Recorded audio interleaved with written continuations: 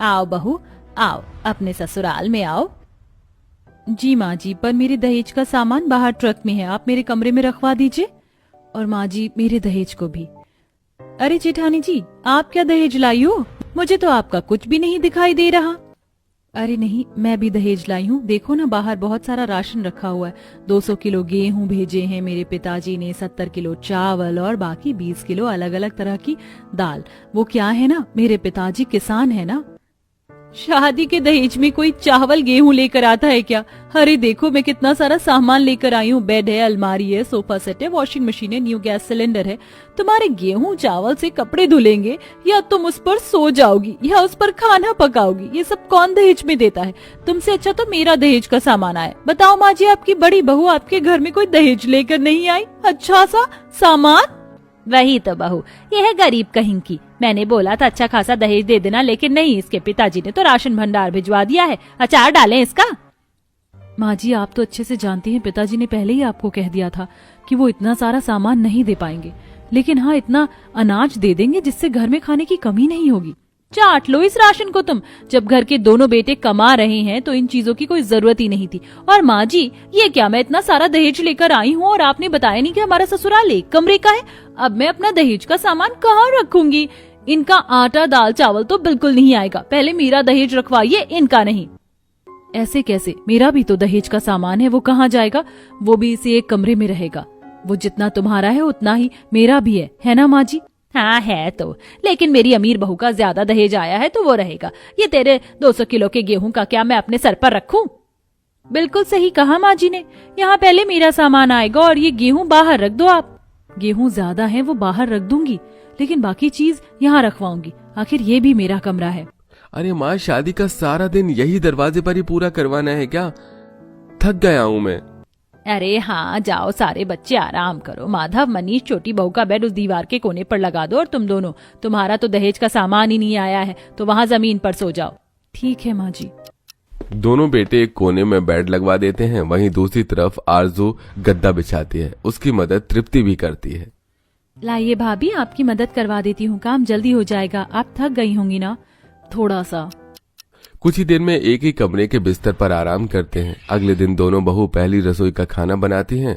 तब ओ जेठानी जी, ये गैस सिलेंडर्स मैं लेकर आई हूँ, इसलिए सबसे पहले इस पर मैं खाना बनाऊंगी। आप जब तक आलू वालू सब्जी वब्जी काट लो। मन तो नहीं है मेरा कि अपने दहेज की चीज आपको छूने दूं, लेकिन बना लेना। इस चक्कर में सब लोगों को खाना बनाने का ठेका मैं तो नहीं ले सकती ना। ठीक है देवरानी जी, लेकिन आज तो खीर बनेगी, वो तो मैं अपने राशन के चावल से बनाऊंगी। हम तेरे राशन के दहेज की अभी कोई जरूरत नहीं है। मेरे घर में इतना अनाज है कि पहले वो इस्तेमाल होगा। मुझे तो लग रहा है तेरे दहेज की राशन की हमें जरूरत ही नहीं पड़ेगी। इतना सारा बेफालतू में ले आई। अरे कोई सामान ले आती ताकि मेहमान देखकर इसका तो मजाक नहीं बनाते। वही तो माँ जी।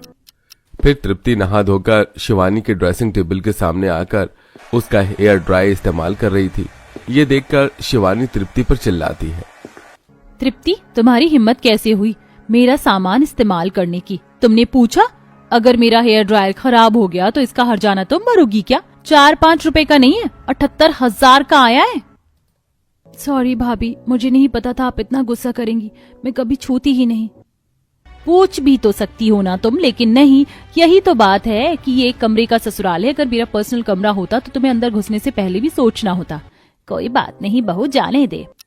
कुछ देर बाद सब एक साथ बैठकर पहली रसोई का खाना खाते हैं। फिर शादी के कपड़े धुल रहे होते हैं तो सास वॉशिंग मशीन में कपड़े धोते हुए देख खुश होती है। अरे वाह बहू, मुझे या घर में किसी को भी हाथ से कपड़े धोने नहीं पड़ेंगे। ये वॉशिंग मशीन है ना, और ये कपड़े तो बहुत जल्दी सूख गए, बस हवा लगानी है। यही तो काम है माँ जी इस वॉशिंग मशीन का। अमीर घर से हूँ तो आपने ये वॉशिंग मशीन देख ली, वरना गरीब बहू के चलते आप इन अच्छी चीजों का कभी लाभ ही नहीं उठा पाती। हाँ बहू, ऐसे गरीब बहू भी कुछ दहेज में सामान लाती, लेकिन नहीं, चावल बावल उठा लाई है। अरे सोफा सेट लगे, कम से कम रिश्तेदार तो देखते, लेकिन नहीं। माँ जी, माना कि दहेज में अच्छी चीज लेकर नहीं आई, लेकिन खराब चीज भी नहीं लाई। आपको अंदाजा भी नहीं होगा, मैं बहुत महंगा राशन लेकर आई हूँ, वो भी अपने ही पिताजी के खेत से, जिसमें कोई मिलावट नहीं है। अरे जा जा, मुझे मत सिखा। रात को सोने में गरीब बहू को प्रॉब्लम होती है। बाकी सब तो आराम से सोते हैं, लेकिन जमीन पर उसे जगह नहीं मिलती। बगल में नंद जो सो रही थी।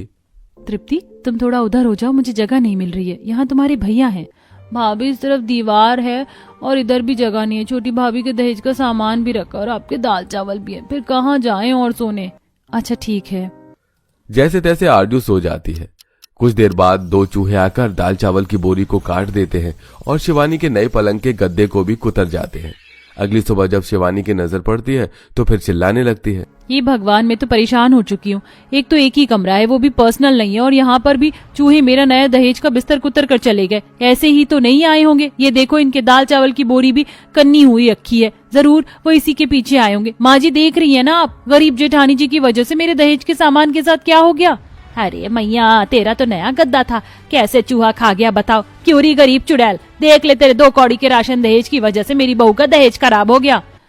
माँ जी, चूहे ने भी तो मेरी राशन की बोरी को काट दिया, और आपने ही रसोई नहीं बनवा रखी है, तो मैं क्या करूँ। आपने एक कमरे का ससुराल क्यों बनवाया? अलग अलग कमरा होता तो आज ऐसा नहीं होता।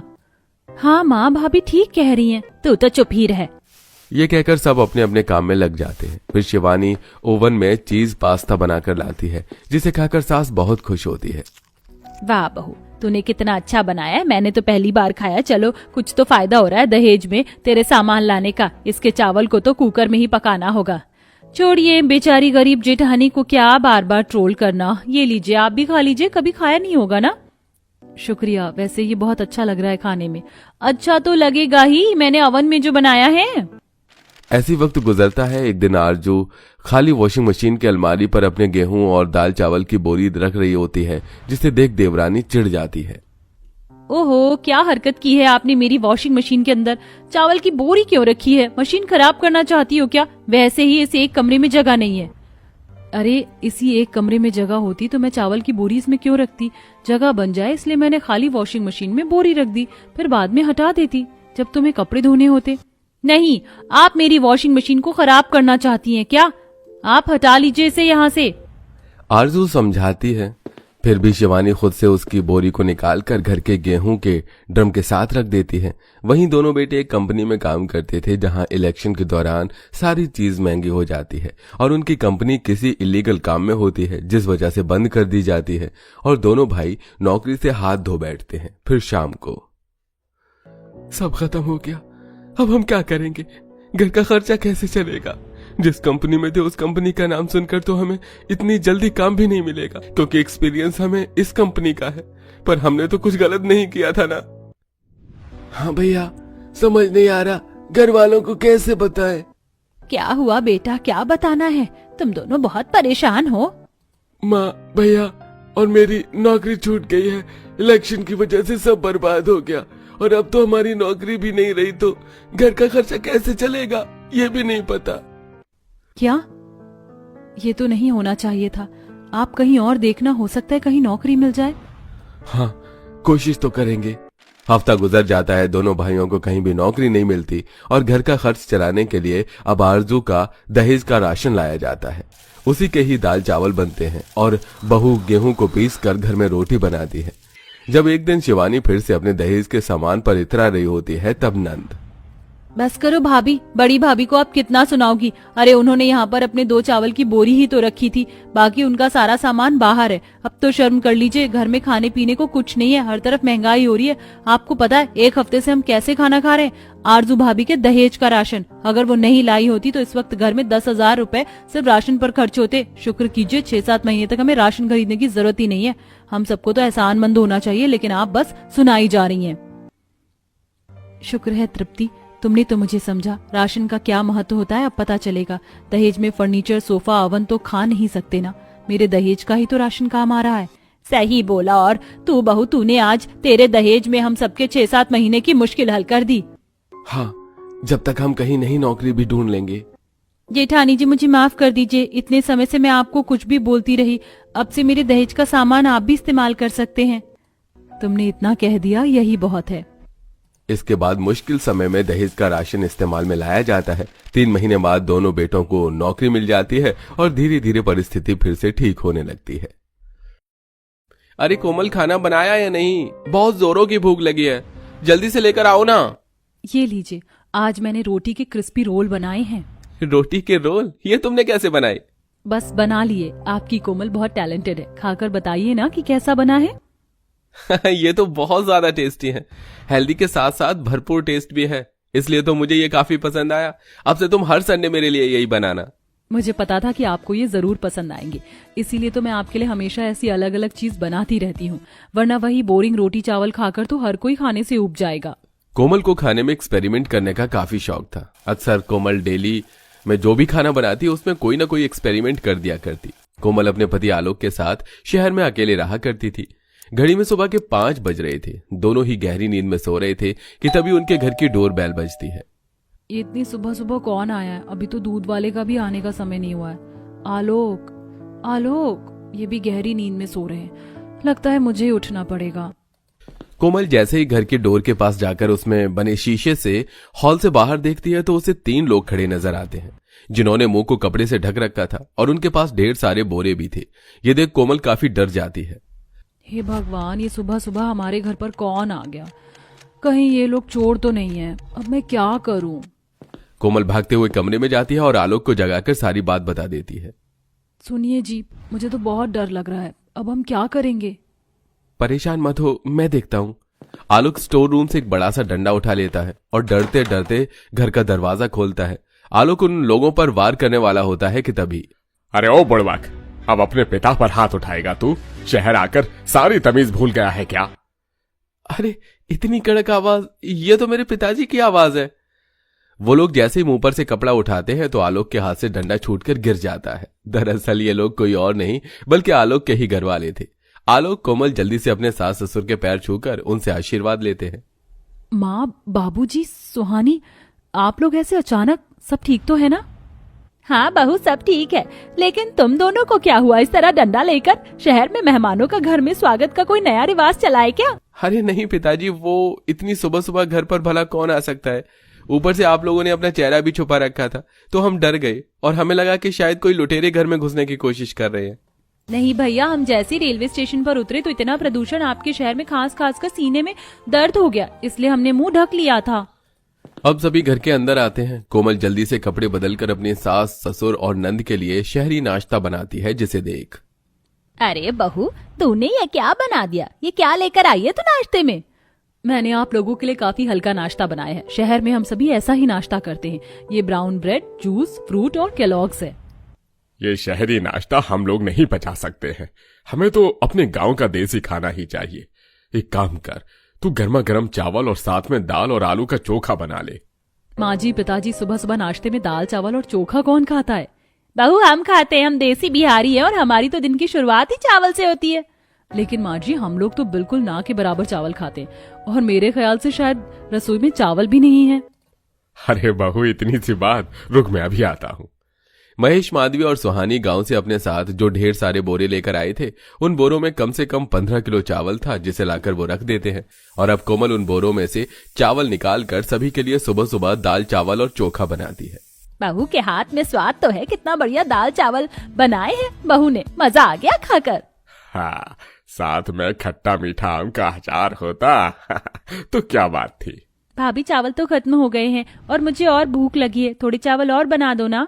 कोमल रसोई में जाती है और एक बार फिर बोरे के अंदर से चावल निकाल कर बनाने लगती है और इस बार भी चावल हाथों हाथ ही खत्म हो जाते हैं। बहू, क्या बार बार थोड़े थोड़े चावल बना रही है? ठीक से पेट भी नहीं भर रहा है, एक बार में ढेर सारा चावल बना देना। कोमल की रसोई में काफी छोटे छोटे बर्तन थे, जिसके चलते उसे बार बार चावल बनाने पड़ रहे थे। अब तक कोमल 7 से 8 बार चावल बना चुकी थी।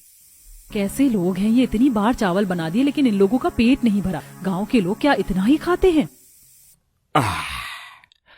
अब जाकर नाश्ता हुआ है। चलो, मैं तो अब शहर पर जा रहा हूँ। दोपहर के खाने के वक्त ही लौटूंगा।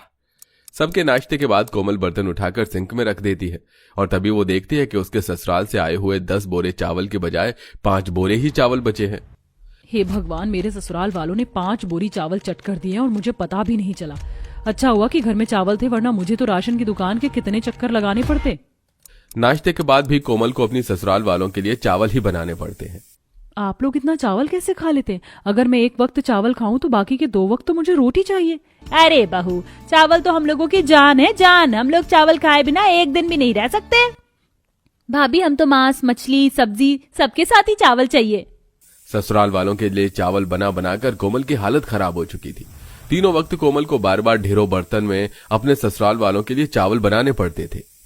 आलू गोभी की सूखी सब्जी बना रही हूँ, लेकिन इसके साथ भी इन लोगों को चावल खाने। दिन में तकरीबन ये लोग 5 बोरे चावल तो खा जाते।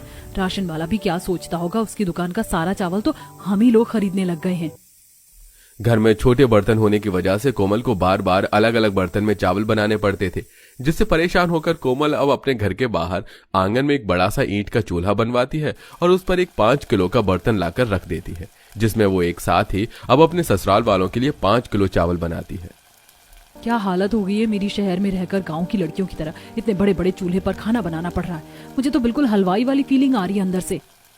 कोमल को इस तरह आंगन में बावर्ची की तरह चावल बनाता देख उसके पड़ोस में रहने वाली सहेलियां उस पर हंसने लगती हैं। अरे पल्लवी, कोमल को तो देखा, इसने कब से बावर्ची का काम शुरू कर दिया। अरे कोमल, तुमने बावर्ची का काम शुरू कर लिया और हमें बताया भी नहीं। परसों हमारे घर पर सत्संग होने वाला, उसका खाना बनाने का ऑर्डर हम तुम्हें दे दे क्या? बस अब यही रह गया था, बची कुची इज्जत भी चली गई। अरे आलोक बेटा, लगता है आजकल मेरा शुगर बढ़ गया है। आते हुए मेरे लिए दवाई लेना। मैं तो कुछ मीठा खाता भी नहीं हूँ, फिर भी न जाने मेरा शुगर लेवल कैसे बढ़ गया। दिन भर 5 किलो चावल ठूसते हो और कह रहे हो कि शुगर लेवल कैसे बढ़ गया। ये तो वही बात हो गई कि उल्टा चोर कोतवाल को डांटे। 1 से 2 हफ्ते के अंदर ही कोमल का दिमाग काफी ज्यादा खराब हो जाता है, इसलिए अब अपने ससुराल वालों को वापस गांव भेजने की नई नई तरकीबें निकालती है। इस दुकान पर तो इतने अलग अलग तरह के चावल हैं, कुछ अच्छी क्वालिटी के हैं, कुछ लो क्वालिटी के। काम करती हूँ, लो क्वालिटी के लेकर चलती हूँ। अब तो इसी से ही इन्हें सबक सिखाना पड़ेगा। कोमल लो क्वालिटी के कंकड़ पत्थर वाले चावल लेकर आती है, जिसका पहला निवाला खाते ही सबके मुंह में कंकड़ आ जाते हैं। भाभी, क्या आज आपने चावल साफ नहीं किए थे? चावल में कितने कंकड़ हैं। क्या करूँ सुहानी, मैंने तो 1 घंटे तक बैठकर चावल साफ किए हैं, लेकिन फिर भी कंकड़ पत्थर रह गए।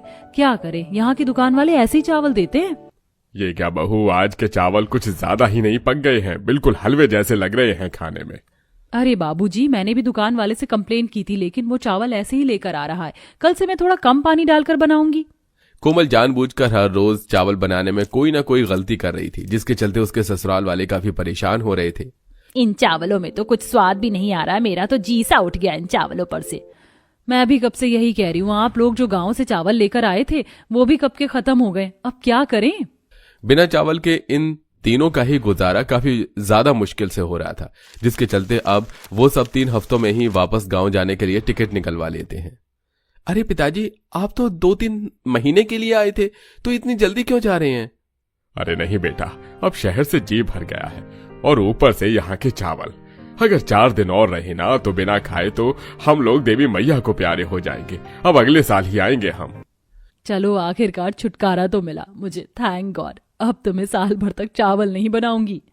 कोमल के गांव से आए ससुराल वाले वापस चले जाते हैं और अब कोमल भी अपने ससुराल में सुकून की सांस लेती है और पहले की तरह ही नॉर्मल रोटी सब्जी बनाती है और अपने पति के साथ हंसी खुशी जिंदगी जीती है।